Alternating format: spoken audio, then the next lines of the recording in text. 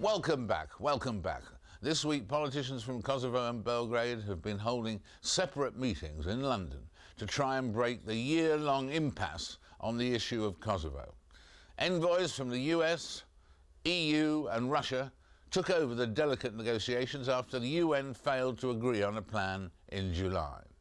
The province of Kosovo is still legally part of Serbia, though it's been administered by the UN since a war in 1999, that famous war. Kosovo's Prime Minister said this week that he would not consider any solution other than independence, the one solution that is unacceptable to Serbia. I spoke to the Foreign Minister of Serbia, Vuk Jeremic, during his London talks, and I started by asking him if he thinks any progress can be made on the issue of Kosovo before the deadline set for December. We are fully committed to a peaceful resolution of the Kosovo problem, of the Kosovo affair. And Serbia is going to be fully engaged, and Serbia is going to be an active and positive participant in this round of talks. And we very much hope that a progress will be made by November 10, not December 10. But in case there is more time needed for us, December 10 is a passing time. And December 10 is an important date because by December 10, the negotiating troika that is comprised of an EU, US, and Russian representative, they have to report to the Secretary General of the United Nations about the progress made so far. And I very much hope that they will be able to report progress. In case they don't, we believe that the process of negotiation has to be continued until we arrive at a compromise solution that is a solution acceptable to both sides. And in terms of what Serbia could do, if the Kosovans carry out their threat on December the 10th, that if there's no agreement, then they're going to declare independence and so on in that way. Your State Secretary for Kosovo was quoted in the New York Times as including in that situation what Serbia could do. It's got 16 things it could do, and that one of them could be the use of force. Is that the official position? One of my main messages in London and in New York next week for the UN meetings is going to be, let us not talk about what is going to happen if the talks fail. Let us concentrate our minds on making sure that talks don't fail. Now, in case that there is no breakthrough by December 10, I believe it would be very, very dangerous for any side, for any party, to engage in a unilateral course of action. Serbia is not going to use force, and that particular quote that you're referring to was withdrawn by the Serbian government. And I clarified from my post of a foreign minister, I clarified the position. I clarified it yesterday. I'm going to use this opportunity to clarify it today. Serbia is not going to engage in any kind of violence. Serbia won't support violence. Serbia won't actively engage in violence. So you're overruling that quote, you're saying? That is absolutely the case. Serbia will not use force, military force, security force, any kind of force throughout this process, regardless of the trajectory that this process may take. And in terms of just, I mean, we can't do the whole negotiation here. We'd be here for hours, if not days. But days? Weeks. But in terms of having a situation where, as people put it, Serbia would agree to anything except independence, and the Kosovans are interested in nothing except independence. That's a terribly difficult situation to bridge. Is there a breakthrough point possible? I strongly believe that there exists a compromise solution. And admittedly, right now, the opening positions of two sides are far apart from each other.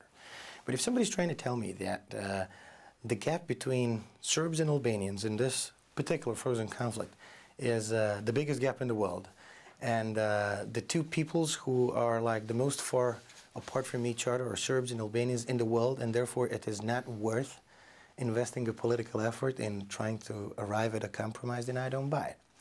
I think that a compromise can be found, and a compromise has to go along the lines of allowing the Albanians the autonomy that would be tantamount to unimpeded self-governance unimpeded from Belgrade, whilst Belgrade preserves the sovereignty and the territorial integrity of our democratic and internationally recognized state. Do you still cherish the idea as Serbia of, in fact, joining the EU and NATO? Joining the European Union is absolutely central strategic priority for this government. And that's at the very heart of everything that we are trying to do. That's at the heart of what we are trying to achieve in Kosovo. That's at the heart of what we are trying to achieve in our economy, in our defense reform, and everything else. So European Union membership is absolutely the key priority. And one of the things that, in terms of relations with the EU and so on, is vital is, of course, this question of the missing war criminals, or the war criminals who eluded capture, Radko Mladic being probably the most well-known. Is there progress imminent on those? Because it would be very strong public relations for Serbia if they could be nailed. First of all, this government of Serbia is not considering this extremely important problem in the context of a public relation. We look at it in the context of certain values that we've espoused and that we're trying to propagate in the region. And I can tell you that the short-term priority of this government of Serbia is to make sure that all indictees that are still at large, and first and foremost General Ratko Mladic, that they're all located, arrested, and handed over to The Hague. And do we know, for instance, where Mladic is within Serbia, and is Karadzic still within Serbia?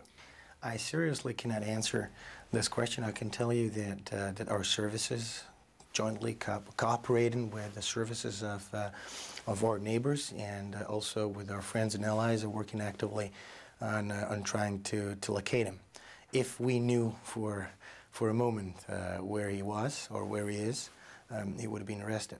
So I think that they are actively looking for him. I mean, there are a lot of there's a lot of evidence that both of them are somewhere in the region, but they can't be exactly located. The moment they are located, they are going to be arrested. And do you think, in fact, that the Balkans is now a settled region, that the flames of hatred have died away, or is that premature at the moment? I am afraid that in the Western Balkans, this is the last part of the Balkans that is still not integrated in the EU and or like a Euro-Atlantic community. Unfortunately, my assessment is that we have not passed the point of no return. And we're moving in the right direction. We're moving towards this point of no return in terms of positive development, but we have not crossed it yet. And I think that right now we're in an unstable equilibrium. And I think that if the wrong moves are made, and if all of us are not careful enough, I think that we can push the Balkans back into strife and discontent.